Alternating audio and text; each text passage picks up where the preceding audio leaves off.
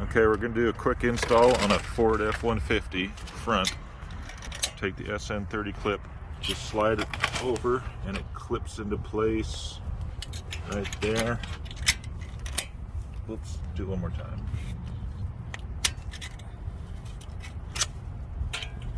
Slide the bottom in. So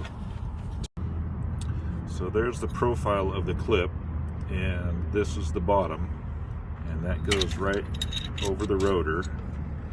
And now it's just going to clip into place here. Push it down, and you can feel it snap into place, and it can't move. Bottom one's in place, so now we'll put on the cover.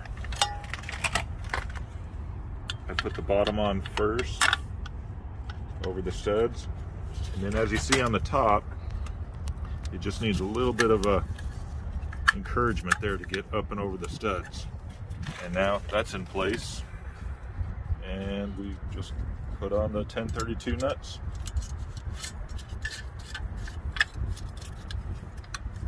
And there's our sample caliper cover in place, locked down, and it can't go anywhere because the arms are holding the clips in, and it can't go back and forth because the clips are locked into place. F-150 2022.